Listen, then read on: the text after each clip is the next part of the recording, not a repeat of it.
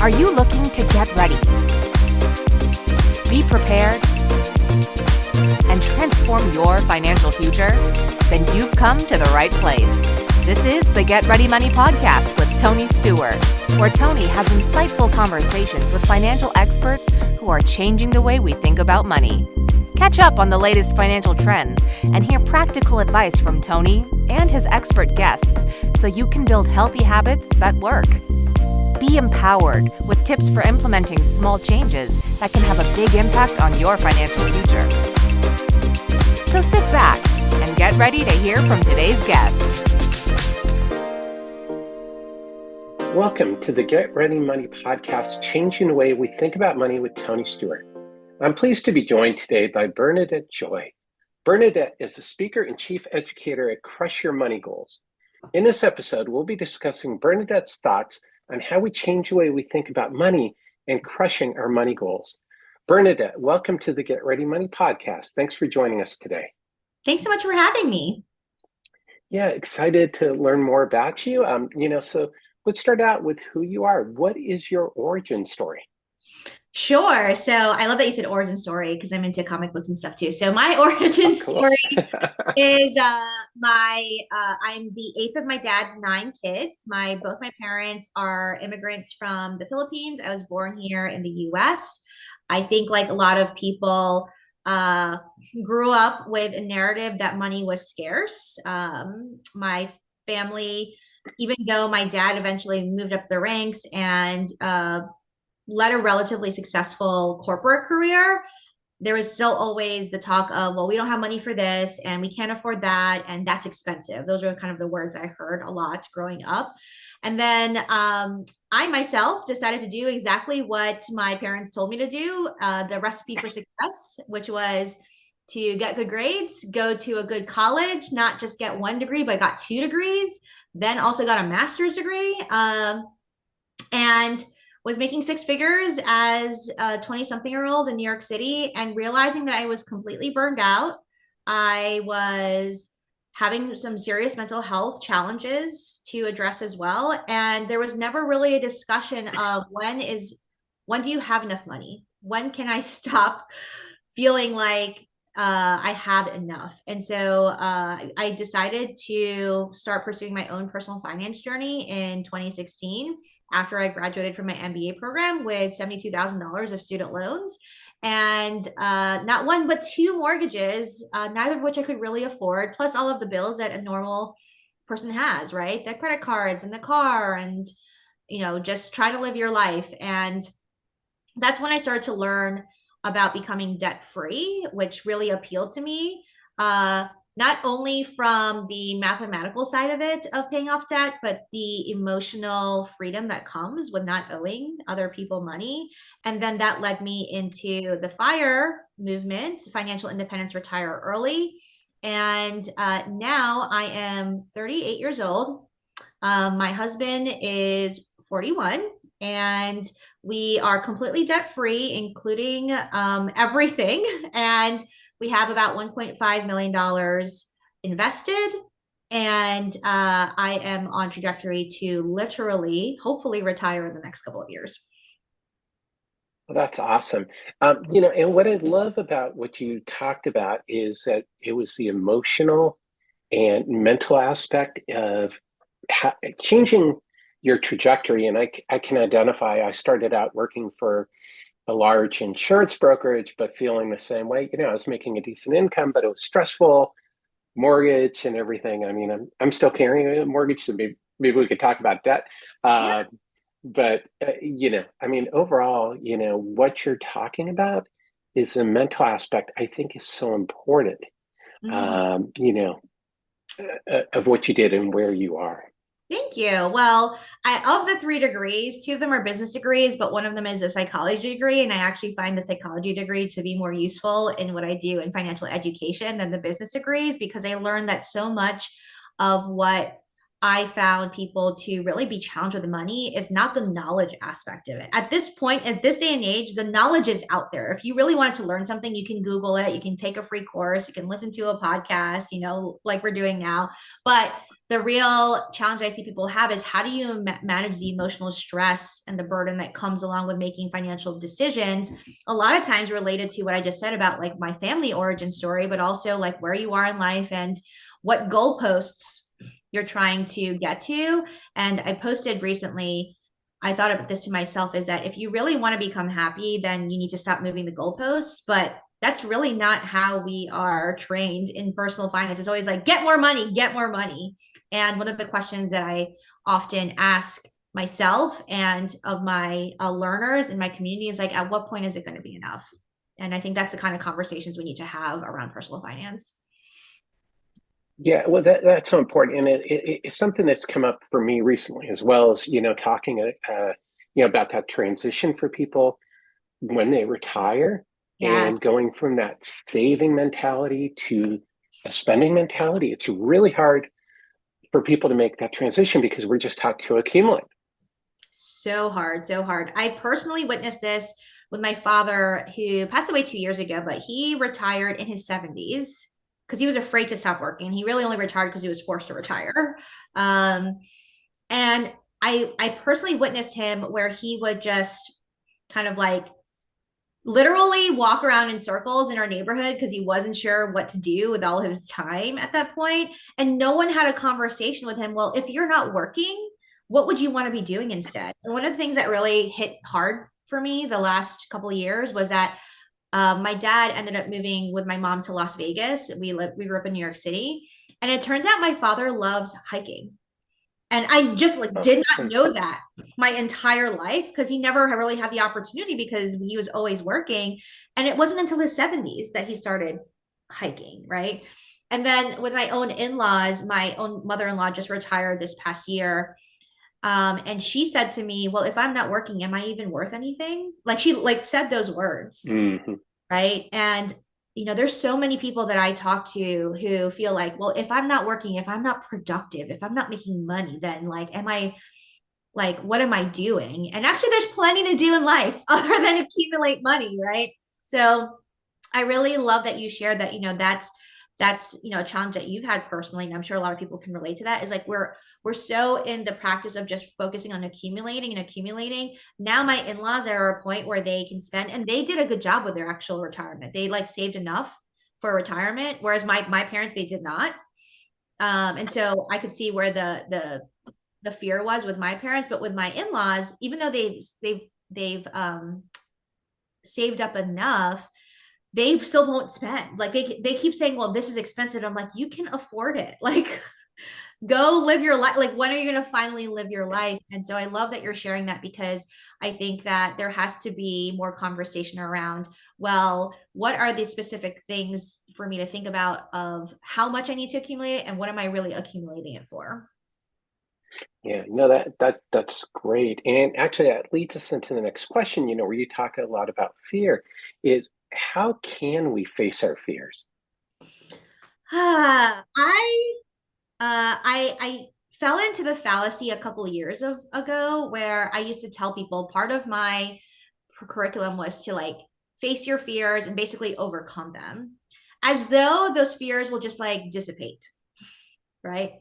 And what I personally have learned for myself is that the fear never really ever goes away truly. There's very few fears that I've had that like doesn't at least have a little bit of a voice in the back of my mind that's saying it's still there, right? So even though for me, even for I have over $1 million saved for retirement, and I still have plenty more time to save up for a retirement, but I'm still like, oh my gosh, I'm afraid. Like, what if the stock market crashes tomorrow? What if like I make a mistake with my money? What if my business just goes under? Like, there's so many things that could potentially curtail all of the work that I've done. And so what I realized was that making moves versus waiting for motivation has made a big difference in me being able to, quote unquote, overcome those fears. If I kept waiting until I felt like I wasn't afraid anymore to start making some moves, then I would have never done all of these really hard things in my finances. And so a big tip that I would tell for anyone who's listening here is that motivation to me is actually a fallacy. I think if you wait until you're motivated to go do something, then chances are you're not going to do it. But if you just make the moves first, regardless of if you're afraid or not, then over time you'll realize you won't die. And two, right? Like you'll actually build the confidence to be like, wow, I actually did that thing, whether it's in finances or anywhere else in your life. That's so funny. It makes me think of something that's sort of related, sort of unrelated. Is we were on a whitewater rafting trip, and it was flood stage, and it was a pretty scary rapid, and we're all looking at it. And one of my friends goes, well, he goes, the good news is, he goes, there's no snipers here, so we might as well go for it. And it kind of broke the mood, but it was more like, let's do it. Let's stop talking about the motivation and what could go wrong. It's like, let's get started. Yeah. And it was fine. Yeah, I love it. And your example, that was actually like potentially a literally life or death kind of thing, right? Whereas a lot of the decisions and things that we have to do in money are not life or death, right? Like if we I love that. If we put money into an investment and it totally crashes and burns, we can know not to do it again, but we're not going to die. There's very few things that are actually life or death when it comes to personal finances, but people are treating these decisions as though they are. And so one of the things that I think is really important to consider if you're afraid of making a financial choice is, one, ask yourself, am I going to die if this happens? That's awesome. Right. And then the second thing is, like, even if the worst case scenario were to happen, am I not smart enough? Am I not capable enough to figure it out? And so I love that your example was actually like that probably would scare me more, like, because I'm not a good swimmer. I actually can't swim at all. So that would terrify me more. But the analogy that I've had with people, if you follow me on Instagram, I post a lot of dance videos, which you would think, what does that have to do with personal finance? But I used to go to dance classes where I would just, oh my gosh, people are looking at me. I'm not as good as other people. Like everyone else is, like, looks professional. I'm too fat. Like there's like all of these things that were coming up in my mind. And I finally had to go to dance class, and I said to myself, am I going to die? No. If anything, this is actually going to make me live longer because I'm going to burn some calories today. And that has helped me build my confidence versus waiting until I was confident enough to go to class and actually show up there. Yeah, well, I think that's really important. What you just said is doing something helps you build the confidence. It's that repetition. It's the getting started. And I think people overlook that sometimes is, if you're not learning anything about your money, is you're never going to get confident with it. It'll always be that scary, super thing. So I want to make sure we talk a little bit about goals, because that's what you focus on. So why should people start off and focus on their goals? So you picked up on, so my program is called Crush Your Money Goals. And the reason I decided to help people focus on goals is because you need to have a specific destination. So we consider financial independence to be a journey, and it's only a journey if there's an endpoint, right? So to your earlier point of, like, if your goal is just to accumulate endlessly without any end sight in mind, then is this really a journey, or are we really just going to run ourselves into the ground? So when I talk about financial goals, I'm looking for people to write down and to commit to specific endpoints that actually are that matter to them, but also more specifically that are something that they chose, not just what other people told them they should do.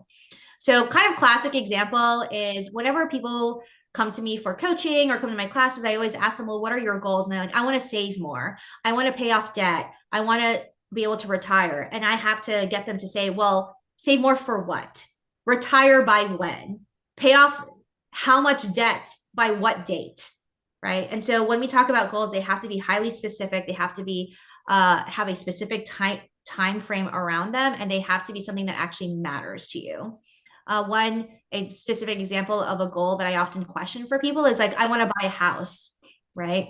And especially for millennials like me, I'm like, do you really want to buy a house, or do you just think you're supposed to buy a house because that's what you're supposed to do as an adult, right? And I say that to people all the time because I'm a millionaire who rents. I actually owned 3 houses, 3 separate primary residences, and I ended up selling all of them and going back to renting because renting for me actually fit my lifestyle better because I travel and I don't want to do housework and I don't want to mow the lawn, right? So in talking about goals, I'm the coach that will question whether or not those are the goals that you really want versus just assuming that those are what you should be aiming for. Yeah, well, that's awesome, and I think that's where the personal comes into personal finance. Absolutely. Is so many things are like, well, you have to do this, but it's like, but you don't. You can No, do you whatever don't. you That's want. right. You You know? don't. But a lot of people make that assumptions like, I have to buy a house. I have to go to college. I have to work for a company. It's like another prime example. I must have kids. Like, do you really? Like, that's really the question. And it's not to say that there's one right way or the other. A lot of times on my media channels, I talk often about the point that I'm like child free, and people take that as some people say like, oh, well, you're just like hating on people who have kids. I'm like, no, I'm not. It's actually the opposite. I respect people for having kids so much. That's why I don't have them because I know I would not be fully committed to that endeavor. Right. So I really love that you asked me this question because people just take goals at face value, assuming like, well, everyone should have the same checklist of what makes you financially successful. And it's just not true. It's just not true. Yeah. Well, I got the question: are you the auntie who spoils the kids? Oh my gosh, I am so the auntie who spoils the kids. I love sneakers. That's one of my like kryptonite things. And I just bought a bunch of really like tiny sneakers for babies. Like that they definitely do not need. But I like to be the auntie that buys the stuff that like doesn't make sense for the parents to buy, because like, baby's gonna grow out of a pair of like baby Jordans in like 3 months, but Mm-hmm. I'll buy it for you because it doesn't have to make sense for me. Well, and it's fun. I It's mean, fun. I think that's what I'm getting from you when you talk about these things. It's also about having some fun with your money, and the positive emotions. And I minored in psychology, so I Ah, completely agree with what you said earlier. Is I've talked to my son about this. He's 18, so he's just starting to really think about the financial world. And it's like, I'm like, if you understand the psychology, you're going to do really well with money. I go, you can learn the tactical skills, but if you can understand the why, mm-hmm. you'll get so much further ahead. I agree. And I always, my biggest fear, to be honest, about finances is to at some point have all the money I need and still be unhappy. Because I'm sure we can all point to someone who is financially successful and is not happy. And to me, that's like, well, what was the point of that? What was the point of all that accumulation if, like you said, you're not having fun and you're not actually enjoying the fruits of all of the hard work that you put into it? Yeah, no, 100%. Hey, so I want to switch gears real quick and ask you a question about generational wealth, because I know you talk a little bit about that. Mhm. Is how do we break generational curses and build generational wealth? Ooh, so I feel like this could be an entire podcast episode on its own, Oh, but okay. but I will say, in a nutshell, is I'm going to say for anyone who, like me, comes from a family where money was always treated as scarce, is you can decide that you will no longer perpetuate that narrative. Like literally today, like there's nothing else you have to do. You don't have to learn any other skills. You can just decide and say out loud, I do not have to manage money the way my parents did. I do not have to believe in the money things that my parents did just because that's what was passed on to me, right? So for myself, unfortunately, I kind of had to learn this the hard way, which is when my father passed away, there was no will in place. There were debts to be paid. There was no conversations about how we would take care of our mom going forward, and it caused a lot of strife in my family after that, right? And so I decided for myself, and this is even before my dad passed away. A couple of years before that, I had asked my parents, "Can we put an estate plan together? Can we do these things?" I'm like, and I said to them, "I don't even want your money. Like, I don't even need to have any money from you. I just want to know what your wishes are, and I want to know what needs to be taken care of in case something were to happen. And they were very gun shy on having that conversation, and they didn't. I at least got some verbal things from them, so I knew some things. And so I am saying this like as let me be your cautionary tale of, I don't want to see another family go through that. So you can decide today to say, here I am a completely different person from my family, and I can decide to do things differently. But practically speaking, one of the best ways that I've found that has helped me to break generational curses is to go through an estate planning process myself. Like me specifically, as a 38-year-old, I've had an estate plan for several years, even though I'm perfectly healthy, even though I don't have kids, even though, like no one else in my family has an estate plan.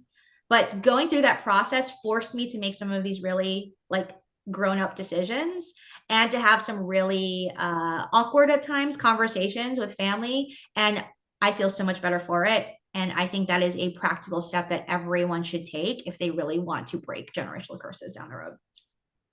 Well, that's awesome. And, and I think that's so important, is because so many people feel like, they can't break that cycle, that this is the way it is, but that, this is empowering because you're helping people make the decision for themselves, and discovering how to do it.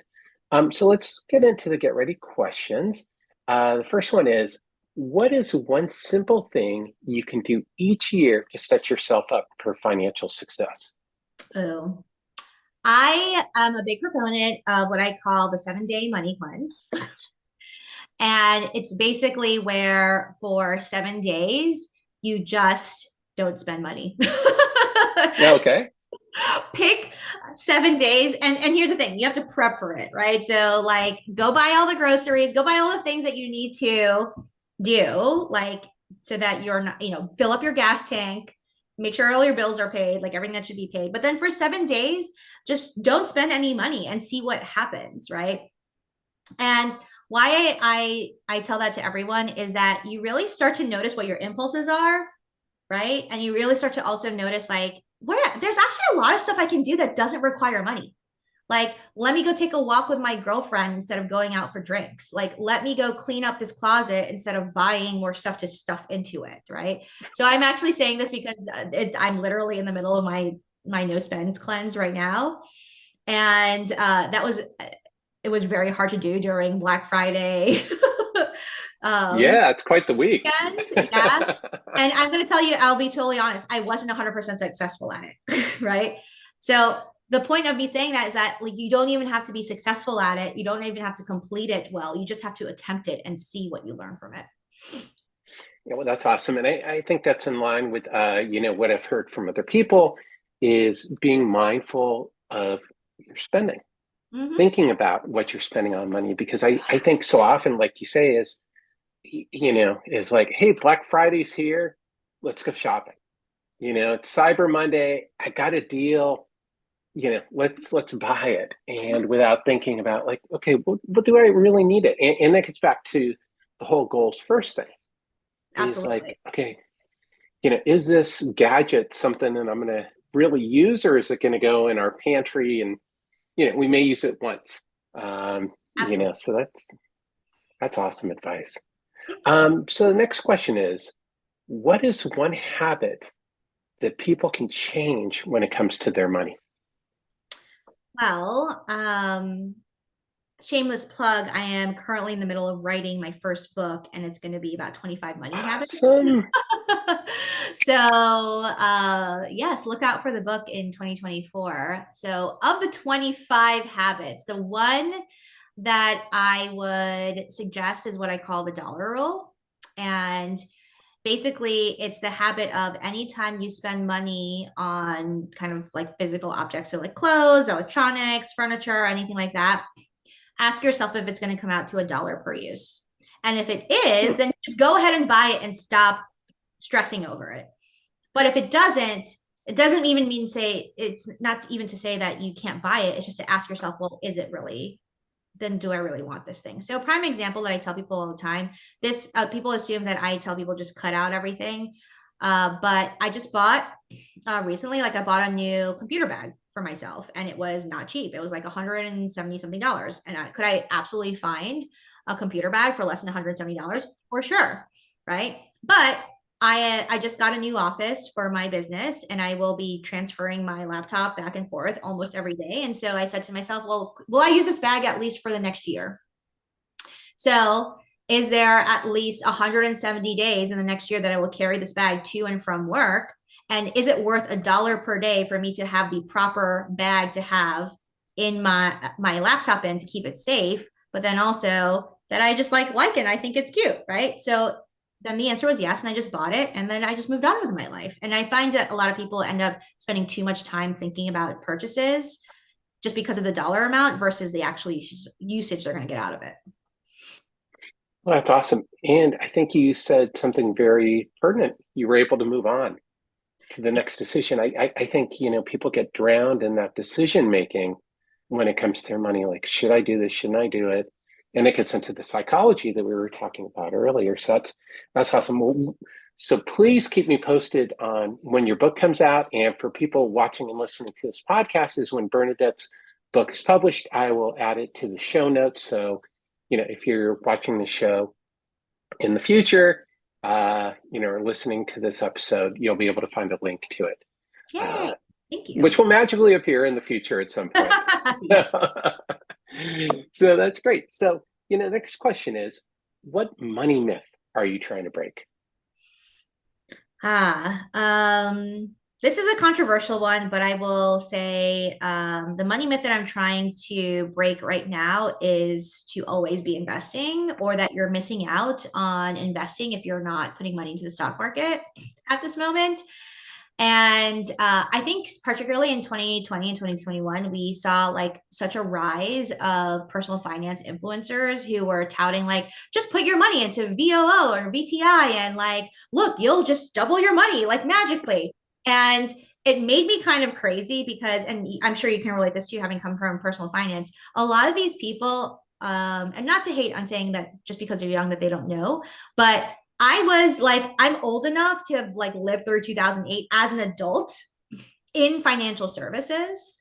And so a lot of the people who are touting that advice had never really gone through a serious recession cycle. And so the myth that I'm trying to bust with people is that, yes, I want you to invest, but first pay off your debt, especially high interest credit card debt. Right now, interest rates are like 27% on average for credit cards. And it's making me crazy when I hear personal finance people saying, well, you should be putting money into the stock market because you're losing money. I'm like, try to find me an investment for a beginner investor that's going to make 27%. Guaranteed, you will not. Do you see how passionate I am about this topic? So I'm fully on board with people investing, but I work with people to pay down their high interest debt first, and ideally pay off as much debt as possible so that when you do go into investing, that you're not taking on additional risk that you don't need to. Yeah, no, I'm with you 100% because that's exactly the point. Is you have to look at the trade-offs, and I think that's what people also have a hard time with their financial life, is that you have to look at more than one thing at a time. It's not a siloed decision whether to invest or not. That's the wrong question. Is like, what is the most effective use of my money? It's a scarce resource. So how do you find the most utility for it? And that's what you're talking about. And that's powerful advice. I'm with you 100% on breaking that myth. Thank you. So that's great. So, the next question is, let's get out the time machine. Is what advice would you give your younger self if you could go back in time, knowing what you know now about money? Ooh. I'm having a hard time picking between the two, so I'll say the two, but I'll be more succinct. So the first one would be stop buying all those tequila shots for people that you'll never see again.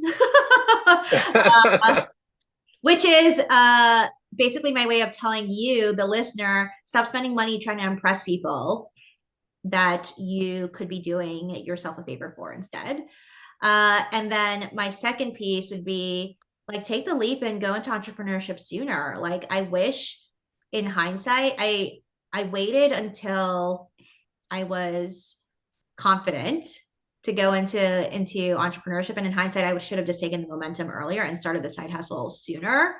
And my biggest regret now is that I spent more years in corporate than I cared to. And this is not a I hate corporate message here. I actually think working a regular 9 to 5 kind of job is great for a lot of people if you can separate your identity from your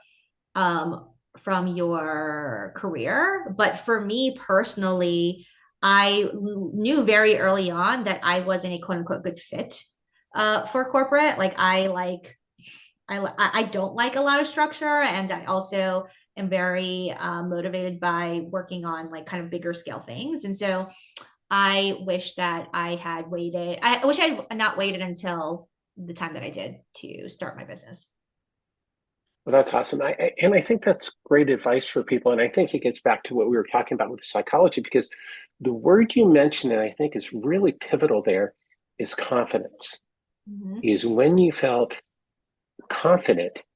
And I think that's important for people to understand, is that, it's up to you psychologically when you're ready to do these things. And it even gets back to what you were saying about there's no right or wrong answer. Mm-hmm. It was when you were personally ready to make that move, but to build up that confidence, I want to tell you a full circle story, if you don't mind, just because I think go for it. The point is, so I worked in financial services like you, and I was in my 20s, and at the time it was very much like know your place, like you're just an analyst, like you have to do what your superiors tell you to do. And I was always kind of told to kind of know my place and wait my turn, right? And then this past week, one of the big financial services companies came to me, found me on the internet and said, we want you to come in and speak to our organization about the very thing about financial independence, financial education, how to be happy, all of the with your finances, how to organize all that stuff. And it was such a full circle moment for me, where it was just like I realized that I still had a place in corporate. It was just as a third party. It was just like as an outside expert. And it wasn't until I was featured in Forbes and CNBC and CNET and all these places that they wanted to listen to me. And so I share that with people, in that if you're ever feeling like you don't belong in a place, like that's not a you problem. That might just be saying that you need to find where your expertise and your style is appreciated. I think that's great advice, is because I think so often, we work in these jobs and, we tailor our personality instead of following, who we are, that sometimes it isn't just about us. It's so easy to think well, it's just me, where maybe it's everything else. So one, congratulations to you. So everybody watching and listening is, there's a lot of places you can follow Bernadette's work. As she mentioned, she's in Forbes, she's in CNBC, so that there's a lot of ways to get in touch with her if this is really resonating with you. So Bernadette, to wrap up, what is your number one tip on changing the way we think about money? The number one tip that I would have on changing the way we think about money, I would say, is to, how do I say this in a very eloquent way? No, I'm not going to try to be eloquent about it. I was just going to say is to unsubscribe. If I can sum it up, would be to unsubscribe from anything that is making you feel less than and is not in service of honoring your future self. So more specifically, that you can take that as literally unsubscribe from any platforms, any media, anything on your feed that does not feel like it's in service of making you feel like you're becoming the person you want to be. But you can also take it in the metaphorical sense of unsubscribe to any beliefs that you've been subscribing to monthly or letting take rent up in your head. that are no longer serving you. And I think that for me specifically, this year I have focused on unsubscribing from the idea that my worth is tied to how much money I make. And that's a belief that I've subscribed to for a very long time, going all the way back to my parents. And this year I've just chosen that I will no longer subscribe to that. And I will literally cancel my payments to that idea. And I'm going to replace that instead with the idea that my worth is really tied to how I treat people and how people will remember me and how I impacted their lives, and not how much money I made. That's awesome. That is super powerful advice. I love it. And I think that's something that we can all strive to do, is to not let our money drive us, but to use money as a tool, and to understand that, we don't have to do what everybody else says we have to do with our money. And I love that that's been the theme through the show, that you've come back to it. And I hope that's been useful for people who are watching and listening. So Bernadette, where can people find out more about you? How can they learn how to crush their goals? Sure. So my primary social media platform is Instagram. So you can follow me at Bernadette Joy. If you just type in my name, you'll find that. And if you are interested in some of the secrets I have for you on how you can start building wealth faster, I have a free guide. It's at crushyourmoneygoals.com/free guide. And I share with you the 10 secret weapons that I use to become a debt-free millionaire that you can use today. Awesome. And I'll give a shout out as well to your newsletter. I've been subscribing to your newsletter for the last few weeks, and it is an awesome newsletter. So, Bernadette is really thinking about things differently. So I'd urge you to go out there and check out her newsletter. And as always, there will be links in the show notes to Bernadette's social media profiles, along with her website. And so you can learn how to crush your money goals. So Bernadette, thank you so much for joining us today. Thank you so much for having me. This was really fun. Yeah, and thank you everyone for tuning in to this episode of the Get Ready Money podcast. Please be sure to subscribe, you know what to do, and to change the way you think about money. Until next time.